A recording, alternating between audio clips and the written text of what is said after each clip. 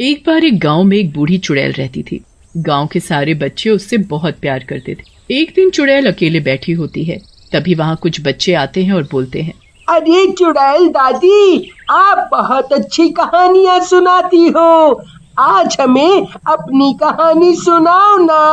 आप चुड़ैल कैसे बनी? बेटा, मेरी कहानी दुखों से भरी है, लेकिन फिर भी मैं तुम्हें सुनाऊंगी ताकि सब लोग इससे शिक्षा ले सके। एक बार की बात है, एक गांव वजीरपुर में राजू अपनी माँ शकुंतला के साथ रहता था। शकुंतला और राजू एक दूसरे से बहुत प्यार करते थे। शकुंतला अक्सर बीमार रहती थी। उधर राजू की उम्र भी शादी वाली हो रही थी, लेकिन फिर भी वो शादी नहीं कर रहा था। एक दिन शकुंतला राजू से बोलती है, राजू, पता नहीं तू कब शादी करेगा। मेरी भी उम्र होती जा रही है, कहीं तेरी शादी से पहले मैं मर ही ना जाऊं।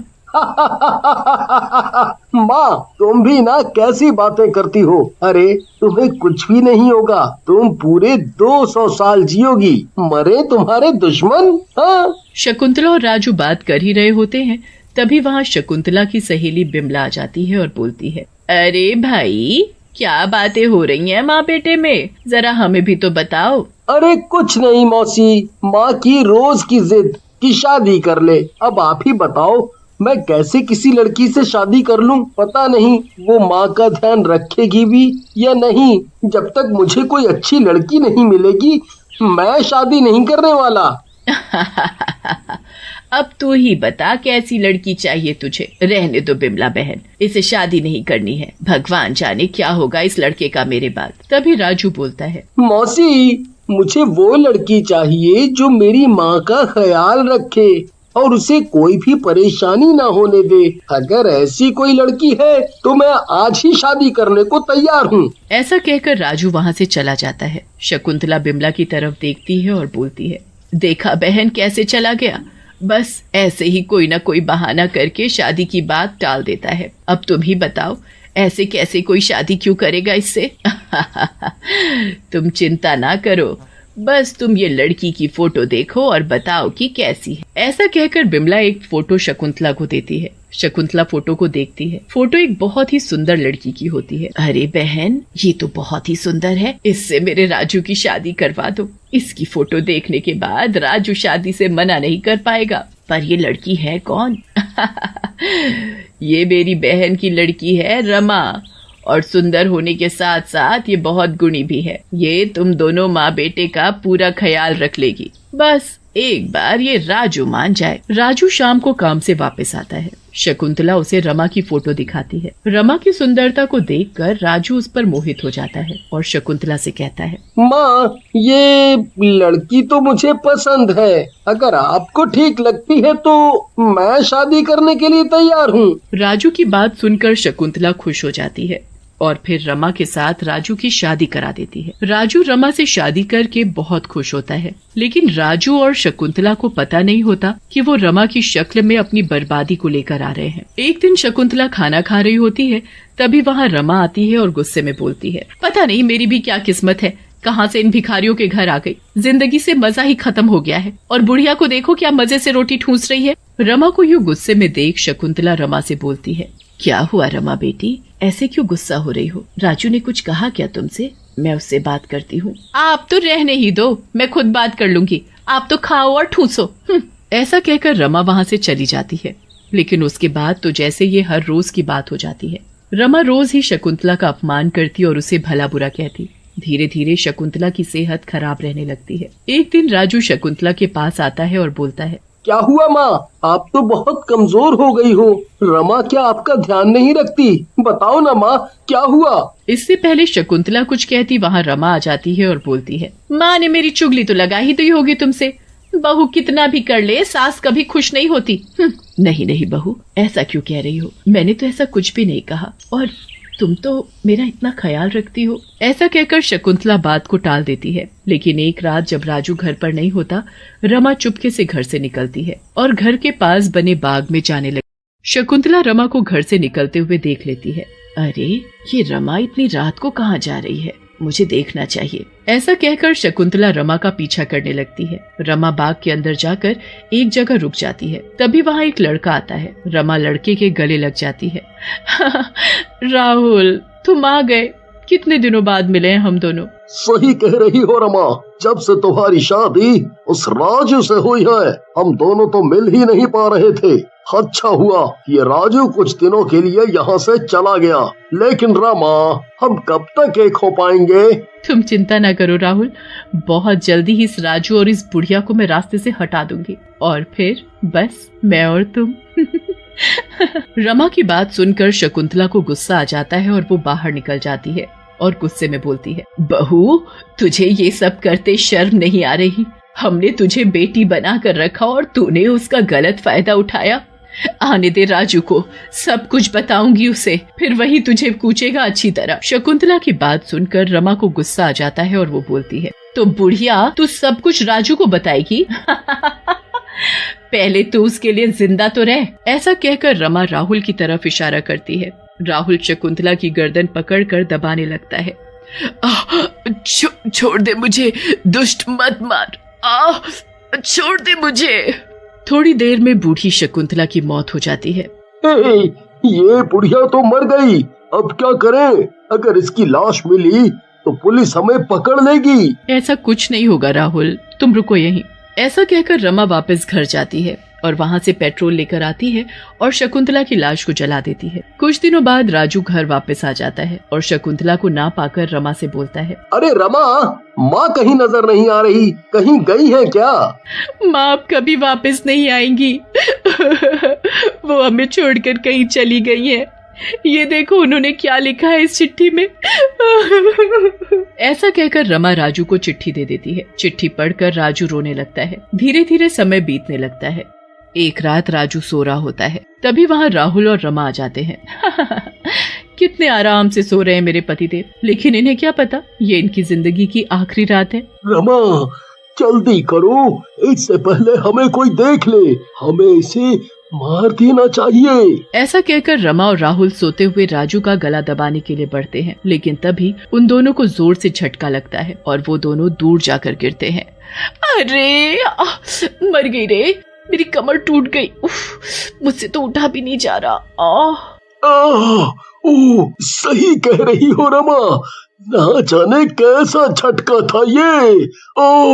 तभी वहाँ चारों तरफ धुआं धुआं फैल जाता है। जैसे ही धुआं हटता है, रमा और राजू के सामने एक चुड़ैल खड़ी होती है और जोर जोर से हंस रही होती है। रमा चुड़ैल को देखते ही पहचान जाती है और बोलती है,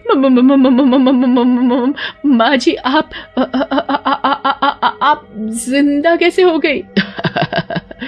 अच्छा है, तेरे जैसी औरत ने पहचानो तो सही। मुझे लगा तू अपने किए गंदे कामों के साथ साथ मुझे भी भूल गई है, लेकिन अब तेरी मौत आई है। ऐसा कहकर चुड़ैल रमा को मार डालती है। तभी राजू उठ जाता है और चुड़ैल के पास जाता है और बोलता है, माँ, तुम आ गई, ये सब क्या है? फिर चुड़ैल राजू को सारी बात बताती है, जिसे सुनकर राजू बोलता है, माँ, आपके साथ कुछ गलत हुआ है।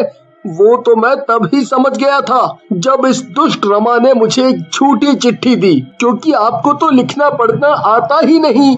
लेकिन इतना बुरा हुआ है, मुझे इसका अंदाजा नहीं था। तभी वहाँ पर गिरा हुआ राहुल चुड़ैल के पैरों में गिर जाता है और बोलता है, मुझे माफ कर दो बाजी, मुझसे गलती हो गई। दुष्ट, तेरी वजह से एक पूरा परिवार खराब हो गया, अब तेरा मर जाना ही ठीक होगा। ऐसा कहकर चुड़ैल राहुल को भी मार डालती है। उधर राजू चुड़ैल को देखकर रोने लगता है। माँ, मुझे माफ कर दो, मैं इस दुष्ट औरत को पहचान नहीं पाया। ये सब मेरी वजह से हुआ है, मुझे माफ कर दो, मुझे माफ कर दो। जो कुछ भी हुआ बेटा, इसमें तेरा क्या दोष है? अब बस तू चुप हो जा। तू तो मेरा लाडला बेटा है। तू अपनी बचपन की दोस्त चिंकी से शादी कर ले, वो तुझे मन ही मन बहुत चाहती है। इतना बोलकर चुड़ैल वहाँ से गायब हो जाती है। एक गांव में बिरजू और कलुआ नाम के दो दोस्त रहा करते थे। वो दोनों दिन भर आवारागर्दी करते रहते और चौराहे पर बैठकर आने जाने वाली लड़कियों को छेड़ते रहते। एक दिन वो दोनों चौराहे पर बैठे हुए थे कि तभी चंपा नाम की एक लड़की वहां से गुजरती है। चंपा को देखकर कलुआ छिछोरे अंदाज में गाना गाने लगता है। मेरे प्यार जरा चखना, ओए मखना, ऐसे तू चुरा अब अखना, ओए मखना। कलुआ की बात सुनकर चंपा बुरी तरह से क्रोधित हो जाती है। चंपा बिरजू और कलुआ की ओर देखकर गुस्से से कहती है, तुम दोनों को शर्म हया नाम की कोई चीज है या नहीं? दिन भर निठल्लों की तरह गांव के चौराहे पर खड़े लड़कियों को छेड़ते रहते हो। चंपा की बात सुनकर कलुआ छिछोरी हंसी हंसते हुए बोलता है, अरे चंपा रानी, तुम्हें देखकर खुद ब खुद गीत गाने को मन करने लगता है। तुम दोनों धरती पर बोझ हो और इस गांव के कलंक हो। चंपा क्रोधित होती हुई वहां से चली जाती है। कुछ देर बाद बिरजू और कलुआ गांव के खेतों की ओर जाने लगते हैं कि तभी उन्हें रास्ते में मुखिया मिल जाता है। बिरजू और कलुआ, तुम दोनों की आजकल बड़ी शिकायतें मिल रही है। अरे मुखिया जी, हम दोनों गांव के बाके नौजवान हैं और जवानी में तो शिकायत मिलती ही है। बकवास बंद करो। वैसे खेतों में क्या करने जा रहे हो? अरे हम दोनों का अमरूद खाने का बड़ा मन कर रहा है मुखिया जी, तो सोचा जमींदार के खेत से चुराकर अमरूद खा लें। काम के ना काज के, दुश्मन अनाज के। अरे लानत है तुम दोनों की जिंदगी पर, अमरूद भी चुरा कर खाते हो। इतना बोलकर मुखिया वहां से चला जाता है। मगर बिरजू और कलुआ को मुखिया की बातों का कोई फर्क नहीं पड़ता। वो दोनों जमींदार के अमरूद के बगीचे में आ जाते हैं। बिरजू कलुआ की ओर देखकर बोलता है, अरे कलुआ, आज जमींदार के बगीचे से तुम ही अमरूद तोड़ो। पिछली बार जब उसने मुझे रंगे हाथों पकड़ा था ना, तो बहुत पीटा था। अरे तू बड़ा डरपोक है रे बिरजू।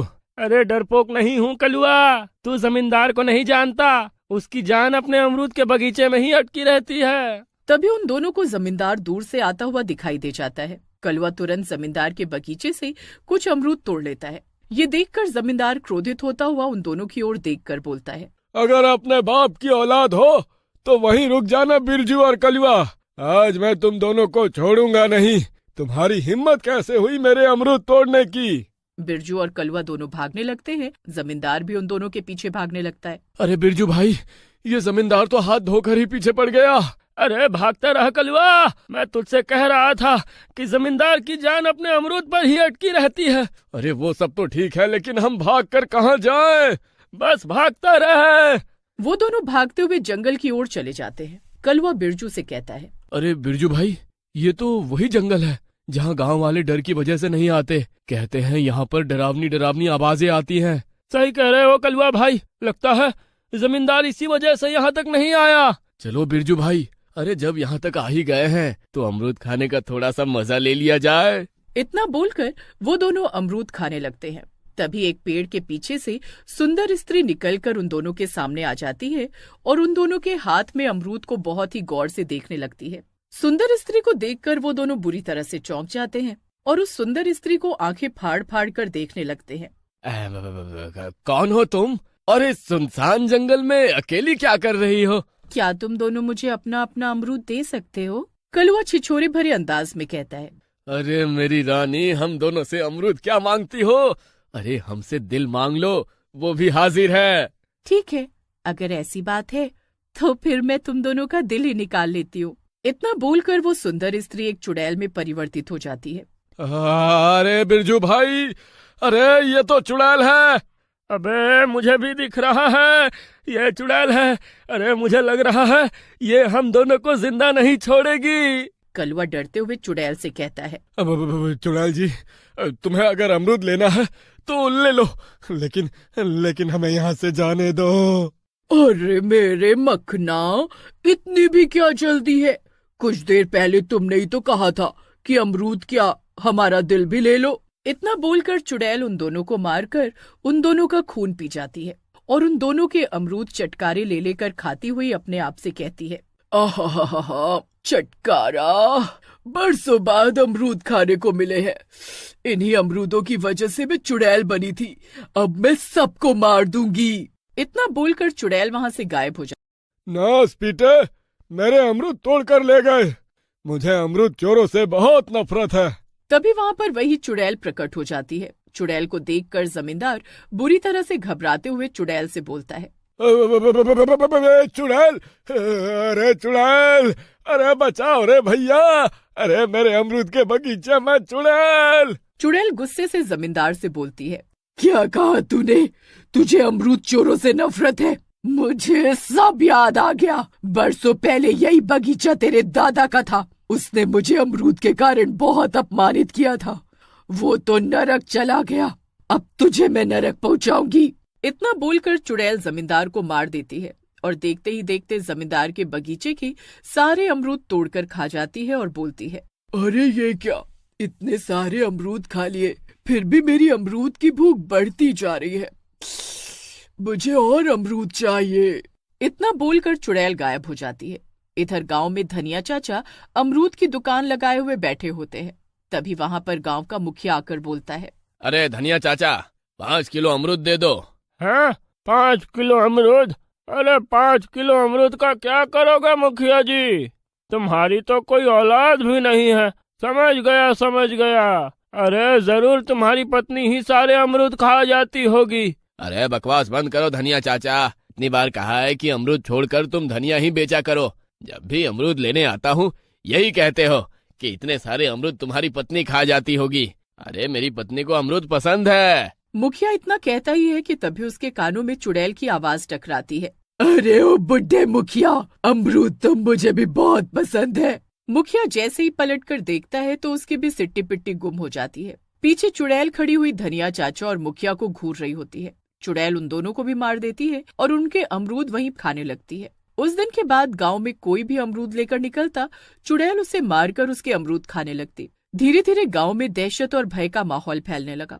अब लोग अमरूद के नाम से भी घबराने लगे। एक दिन चंपा का छोटा भाई रंगा, जो कि 10 वर्ष का था, चंपा से जिद करने लगा, चंपा दीदी, मेरा अमरूद खाने का बड़ा मन कर रहा है। तभी चंपा की माँ गंगा ताई गुस्से से बोलती है, अरे ओ गंगा, देख नहीं रही क्या, वो चुड़ैल जिसके भी हाथ में अमरूद देखती है उसे मार देती है और अमरूद को खा जाती है। तभी चंपा गुस्से से अपनी माँ से बोलती है, बस करो माँ, अगर ऐसे ही हम उस चुड़ैल के डर से बैठे रहे तो वो दिन दूर नहीं जब हम भूल जाएंगे कि हम भी कभी अमरूद खाया करते थे। चंपा की बात सुनकर गंगा ताई गुस्से से चंपा से कहती है, अरे बेवकूफ चंपा, वो चुड़ैल बड़ी ही खतरनाक है। उसने बिरजू और कलुआ को भी मार डाला और जमींदार को मारकर उसके बगीचे के सारे अमरूद खा गई।